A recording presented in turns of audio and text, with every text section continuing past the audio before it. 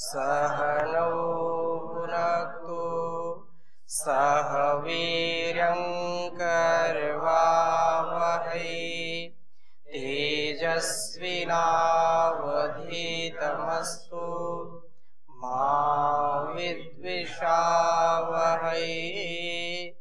ओम शांति शांति शांति। वैदिक जीवन पद्धति की इस कक्षा में आप सबका हार्दिक स्वागत है, अभिनंदन है। युवाओं के लिए और जो अपने जीवन को पूर्ण रूप से निरोगी बना करके इस जीवन को जीना चाहते हैं, उनके लिए हमारे ऋषियों ने यह ब्रह्मचर्य रूपी अमृत का दान दिया है, अर्थात अमृत का ज्ञान दिया है। इस ज्ञान का आधान जब हमारे स्वभाव में होता है, हमारे व्यवहार में होता है, तो हमारा जीवन महान बन जाता है। मैं उन्हीं बातों को बार बार लगातार कई बार दोहराता हूं ताकि वो संस्कार हमारे अंदर बैठ जाए, और यह संस्कार जब हमारे अंदर बैठता है तो वैसा जीने का हम प्रयास करते हैं। सुन सुन करके, बोल बोल करके उसका संस्कार जब गहरा बैठता है तो वो बात कभी स्मरण आती है या नहीं आती है, उसके संस्कार हमारे अंदर आ जाते हैं। जब बच्चे छोटे होते हैं तो बार बार उनको बताया जाता है कि ये तुम्हारे पिताजी हैं, ये तुम्हारी माँ है, ये नाना है, ये नानी है। कई बार उसको जो भी मिलता है उससे बुलाने का भी प्रयास करते हैं और उसको कई बार बताते भी हैं, ताकि वह संस्कार उसके अंदर गहरे बैठ जाए। तो कई बार उन शब्दों को हम बार बार सुन सुन करके पक जाते हैं, ऐसी बात नहीं है, दूसरे अर्थ में पक जाते हैं, अर्थात परिपक्वता आ जाती है। जितनी जितनी बार इस आध्यात्म की, इस धर्म की, सत्य की, अहिंसा की, अस्तेय की, ब्रह्मचर्य की, परिग्रह की बात करेंगे, उतना इसके प्रति हम जागरूक होते जाएंगे। आजकल का यह परिवेश है कि लोग इसको जानते नहीं, समझते नहीं। क्यों? क्योंकि इसकी चर्चा होती नहीं। सर्वथा चर्चा से इसको बहिष्कार इसका कर दिया गया है, और जहां कहीं कोई थोड़ी सी चर्चा भी करता है तो अपरिपक्वता में उस बात को समझने का हम प्रयास नहीं करते हैं, या उनको ये कह देते हैं अरे ये भी कोई जीवन है, हाँ? ये ब्रह्मचर्य कोई जीवन है, लेकिन वो नहीं जानते कि ब्रह्मचर्य ही जीवन है। ब्रह्मचर्य से युक्त जो जीवन है वही परिपूर्णता को प्राप्त कर सकता है, वही व्यक्ति उत्साह में रह सकता है, वही व्यक्ति प्रसन्न चित्त रह सकता है, वही व्यक्ति दूसरों को दिशा दे सकता है, वही व्यक्ति देश और दुनिया की दशा बदल सकता है, जो स्वयं ब्रह्मचर्य में स्थित होता है। इसलिए यह ब्रह्मचर्य बहुत उत्तम घुट्टी है, इसको अवश्य पीना चाहिए। हाँ, इस बात पर जरूर ध्यान रखें, जैसे ब्रह्मचर्य का कभी हमने इसके प्रति जागरूकता नहीं दिखाई, या इसके प्रति हमने कभी सुना नहीं और हमसे गलतियां हो गई, कोई बात नहीं। टुटेर इज ह्यूमन वर्क, गलती करना मनुष्य का स्वभाव है। जो त्रुटियां हो गई, लेकिन अब तो कम से कम ना करें। जो होना था सो हो लिया, अब वो ना हो, उसके लिए हमको जागरूक होना चाहिए। जब जागो तभी सवेरा। जो बीत गई सो बीत गई, आगे की सुध लें, आगे की अब देखिए। और धाराशायी ऐसे मत होइए, उसमें हताशा निराशा से कुछ मिलने वाला नहीं है। त्रुटियां हो गई हैं तो उनको स्वीकार करो। उन युवक युवतियों को इस बात का ध्यान रखना चाहिए कि ब्रह्मचर्य हमको उत्साह देता है, ब्रह्मचर्य हमारे अंदर परिपक्वता का आधार करता है। और यदि हमसे पहले त्रुटि हो गई है, शरीर से मन से यदि हम दुर्बल हो गए हैं, तो हमको पुनः ऊपर उठने के लिए शारीरिक बल, आत्मिक बल, आध्यात्मिक बल मिलेगा। लेकिन पुरुषार्थ करेंगे, तपस्या करेंगे तो जरूर होगा, उसका जरूर फायदा हमको मिलेगा। ऐसा नहीं कि उसका फायदा ना मिले। कार्य और कारण का जो नियम है वो तो काम करेगा। जैसा कारण उपस्थित करेंगे, कारण के बिना कोई कार्य होता नहीं है, कारण उपस्थित है तो कार्य भी संपन्न होगा। तो ब्रह्मचर्य अभी तक नहीं समझ में आया तो कोई बात नहीं, अब तो संभल जाए। कई लोग फिर निराश हताश हो जाते हैं कि हमने तो आज तक इसको समझा नहीं था, तो हमने तो बहुत कुछ गंवा दिया। कोई बात नहीं, अरे ये कहां का सौभाग्य कम है कि आज तो समझ में आ गई बात। वे बेचारे दुर्भाग्यशाली हैं जो आज तक भी नहीं जान पाए।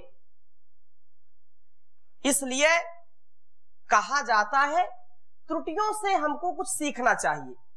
गलतियां हुई हैं तो गलतियों को लेकर के रो मत, गलतियों को सोच सोच करके निराश मत हो। गलतियां हो गई तो हो जाने दो, अब आगे से ना हो, आगे से संयम रखना है, आगे से विचार रखना है? अगर गलती रुलाती है तो वह राह भी दिखाती है। अगर गलती रुलाती है तो वह राह भी दिखाती है। बसर गलती का पुतला है, ये अक्सर हो ही जाती है। जो गलती कर के पछताए उसे इंसान कहते हैं, उसे इंसान कहते हैं।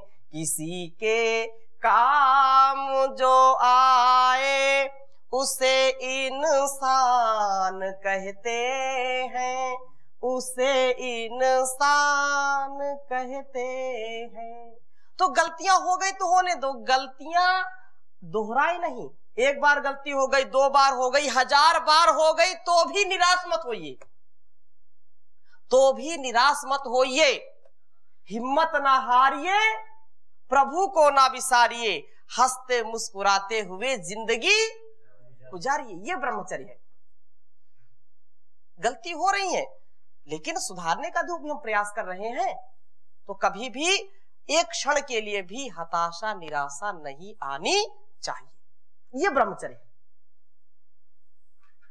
और जो ब्रह्मचर्य का पालन करता है उसके अंदर असीम धैर्य, अदम्य साहस, अदम्य साहसिक होता है वह व्यक्ति जो ब्रह्मचर्य का पालन करता है।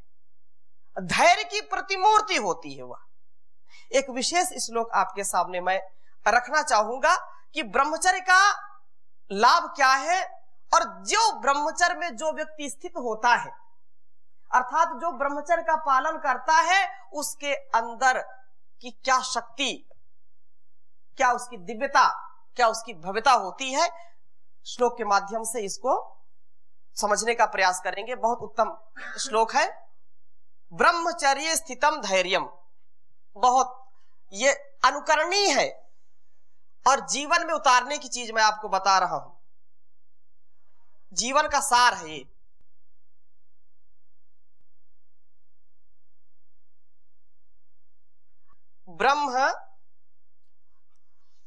ब्रह्मचर्य स्थितम धैर्यम।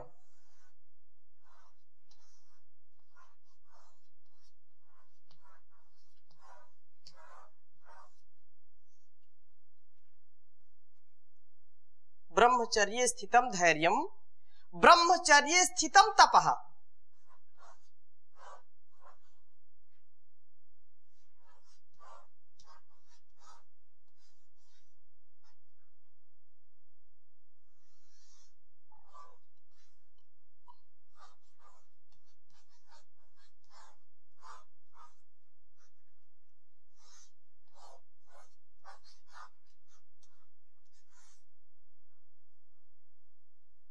स्थितम तपः। ये स्थितः ब्रह्मचर्येषु, ये स्थिताः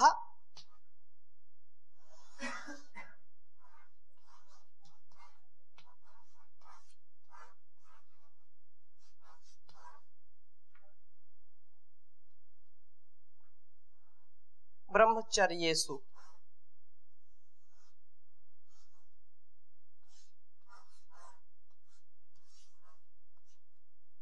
ब्रह्मणा दिवि संस्थिता।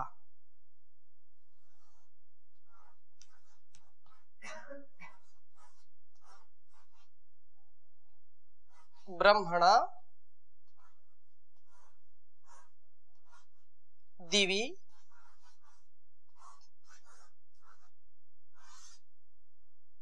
नीचे लिख दीजिए संस्थिताः।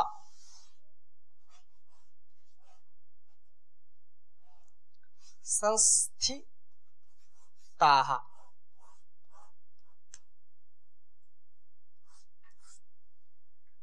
एक बार उच्चारण करेंगे। ब्रह्मचर्ये स्थितम धैर्यम ब्रह्मचर्ये स्थितम तपः ये स्थिता ब्रह्मचर्येषु ब्रह्मणा दिवि संस्थिताः। अब इसको समझने का प्रयास करते हैं कि वास्तव में ब्रह्मचर्य की शक्ति कितनी अपार है। ब्रह्मचर्ये स्थितम धैर्यम, ब्रह्मचर्य का जो पालन करता है वह धैर्य की प्रतिमूर्ति होती है। ब्रह्मचर्य में धैर्य स्थित है। जिसके जीवन में ब्रह्मचर्य है वह व्यक्ति धैर्यवान होता है। उसका धैर्य कभी भी डगमगाता नहीं है। और जो अब्रह्मचर्य का पालन करता है, इंद्रियों की जो गुलामी करता है, जो व्यक्ति इंद्रियों का दास है और जिसको विषयों के प्रति प्यास है, वो सदा निराश रहता है, सदा हताश रहता है। उसका विश्वास कभी भी नहीं करना चाहिए और उसको कभी किसी के ऊपर विश्वास भी नहीं होता है। दोनों बातें हैं। जो व्यक्ति धैर्य का पालन करता है वो धर्म का पालन करता है। उसके आगे की बात है। यदि कोई अपने को धार्मिक कहता है कि मैं बहुत बड़ा धार्मिक हूं और उसके अंदर धैर्य नहीं है तो वो धार्मिक नहीं है। यदि धैर्य नहीं है तो इसका मतलब वीर्यवान नहीं है। धैर्य नहीं है तो ब्रह्मचर्य का पालन करने वाला नहीं है, क्योंकि ब्रह्मचर्य धैर्य का आधार है। ब्रह्मचर्य में ही धैर्य स्थित होता है और धैर्य धर्म का प्रथम लक्षण है। धैर्य क्या है? धर्म का प्रथम लक्षण है। धृति क्षमा दमो स्तेयम शौचम इंद्रिय निग्रह।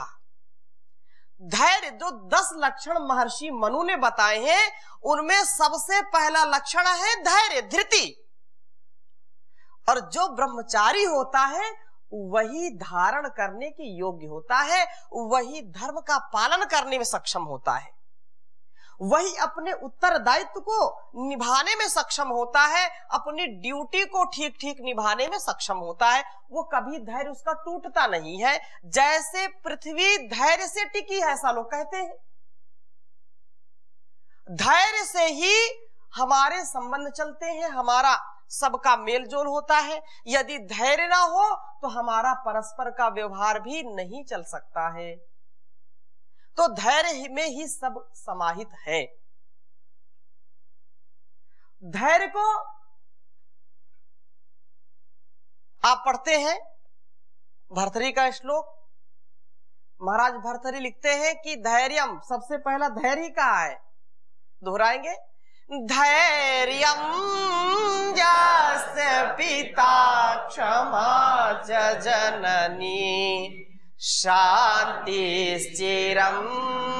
गेहिनी सत्यं मित्रमिदं दया च भगिनी भ्राता मनः संयमः शय्या भूमितलं दिशोऽपि वसनं ज्ञानामृतं भोजनं हेते यस्य कुटुम्बिनो वद सखे कस्माद् भयं योगिनः कस्माद् भयं योगिनः। वो योगी है, उसका धैर्य कभी भी छूटता नहीं है और वो निरोगी रहता है हमेशा। इसलिए धैर्य को गोस्वामी तुलसीदास जी ने भी लिखा कि धीरज धर्म मित्र अरुणारी आपद काल परखियहि चारी। वहां भी तुलसीदास ने धैर्य को सबसे पहले कहा। धीरज, धीरज रखना, और धीरज वही रख सकता है जो ब्रह्मचारी होता है। उसको अधीरता नहीं होती, उसको कोई जल्दबाजी नहीं होती है। जल्द में जो है कार्य बिगड़ जाते हैं। तो जल्दी में बोलते हैं कि जल्दी काम शैतान का, जल्दी में उल्टा सीधा कार्य जो है उल्टा ही करते हैं, सीधा तो बहुत कम कर पाते हैं। लेकिन जल्दी का अर्थ यहाँ पर ऐसा भी नहीं कि दीर्घ सूत्रता हो, कि 1 घंटे काम को ये बोले जल्दी नहीं करना। अब 1 घंटे का काम है उसको 5 घंटे में निपटा रहे हैं, और ये बात कही जल्दी ब्रह्मचारी को जल्दी नहीं करनी चाहिए। इसका उल्टा अर्थ नहीं लगाना चाहिए। और एक स्थान पर और धैर्य की महिमा कहते हुए कहते हैं कि विपदि धैर्य मथाभ्युदये क्षमा सदसि वाक् पटुता युधि विक्रमः यशसि चाभिरुचिर्व्यसनं श्रुतौ प्रकृति सिद्धमिदं हि महात्मानाम्। विपदि धैर्यम, जैसा तुलसीदास ने कहा कि ये धीरज धर्म मित्र और नारी आपद काल, आपत्ति काल में इनकी 4 की परीक्षा करनी चाहिए। तो यहाँ धैर्य का कहां पर परीक्षण है? विपदि, विपत्ति में धैर्य का परीक्षण करो। तो विपत्ति में धैर्य कौन रखते हैं? महात्मा नाम। ये महात्माओं का गुण है, जिनकी जो है महान आत्मा है, जो आत्मवेत्ता है, जो आत्मजानी है, जो आत्म रत रहते हैं, आत्मा के स्वरूप को समझ करके सदा आनंदित रहते हैं। और ऐसा कौन कर सकता है? जो ब्रह्मचर्य का पालन करता है, जो वीर की रक्षा करता है। युवक और युवतियों को यह चाहिए कि अपने रज और वीर को ब्रह्मचर्य पूर्वक रक्षित करें, सप्त धातुओं को पुष्ट करें, जिससे उनके शरीर बलिष्ठ हो, उनमें शारीरिक बल, आत्मिक बल, बौद्धिक बल बढ़ता रहे। तो विपदि धैर्यम अथाभ्युदय क्षमा, जैसे धृति क्षमा दमोस्तेयम और धैर्यम यस्य पिता क्षमा च जननी। तो ये शास्त्रों की जो बातें हैं, जो महापुरुषों ने लिखा है, वो हमारे जीवन में उतरना चाहिए। यही बात यहाँ कह रहे हैं कि ब्रह्मचर्य स्थितम धैर्यम। जो ब्रह्मचर्य का पालन करता है वो किसी भी समस्या से कभी घबराता नहीं है। वो चट्टान जैसा खड़ा रहता है तूफान में। हाँ, जो जवान है,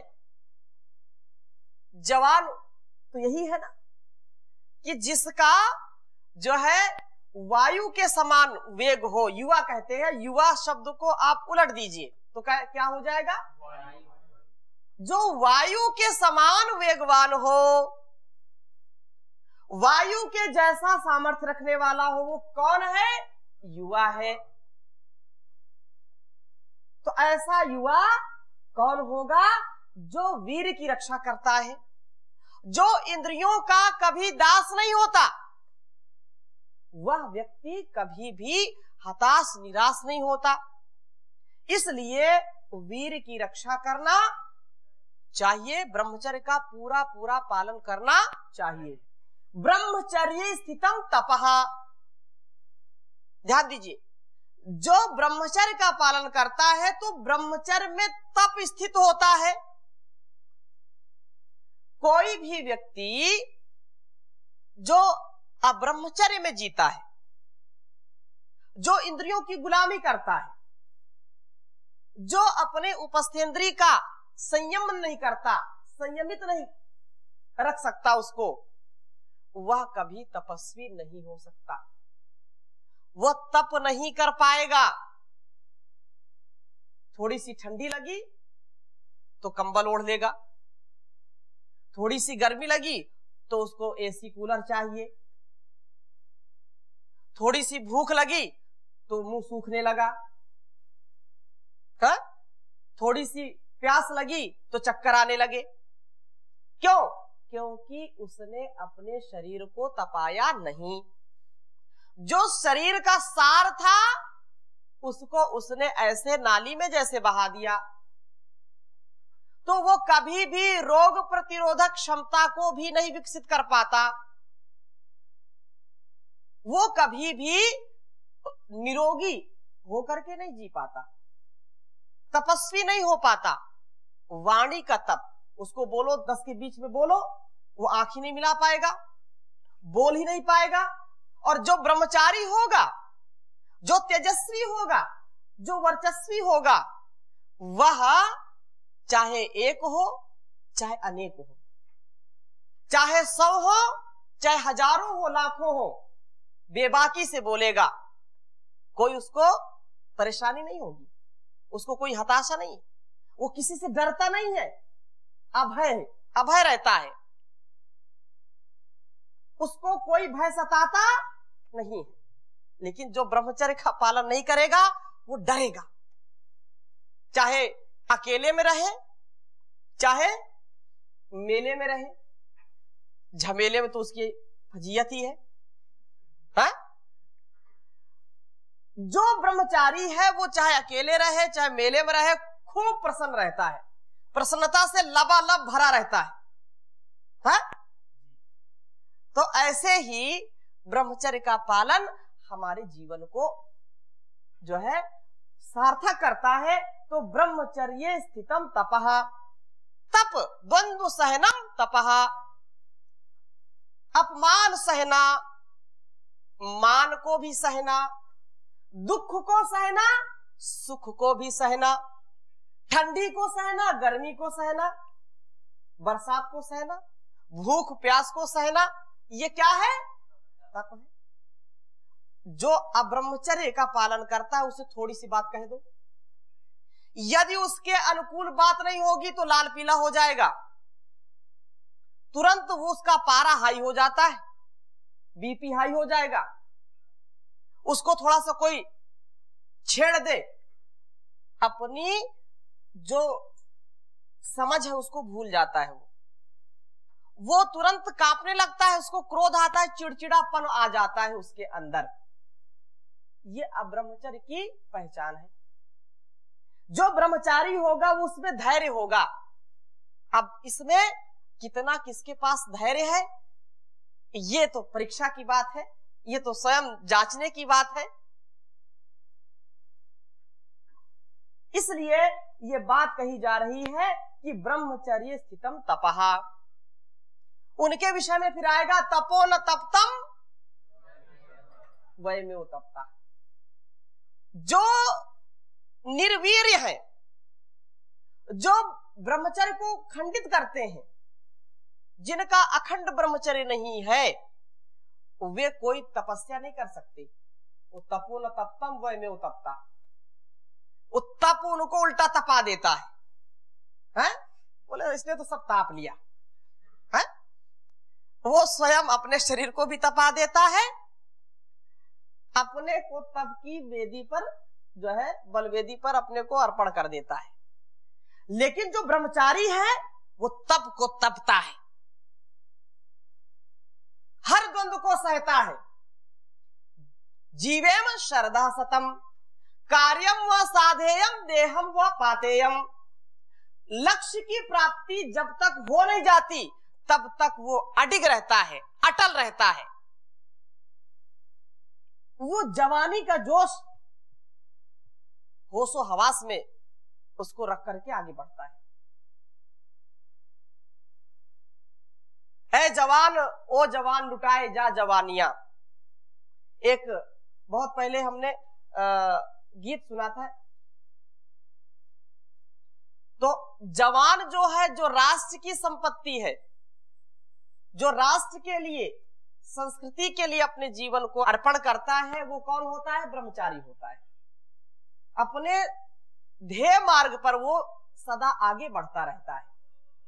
ध्येय मार्ग पर चले वीर तो पीछे अब न निहारो, हिम्मत कभी ना हारो।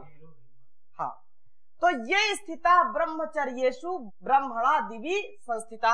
आगे श्लोक का अर्थ है कि ये स्थिता ब्रह्मचर्येषु, जो पुरुष या स्त्री, जो युवक या युवती ब्रह्मचर्य में स्थित हैं, वे द्युलोक में ब्रह्म के साथ स्थित रहते हैं। उनके साथ सदा ब्रह्म रहता है, वे ब्रह्म से कभी अलग नहीं रहते, किसी भ्रम में नहीं पड़ते, किसी भ्रम में नहीं पड़ते, वो ब्रह्म के साथ जीते हैं।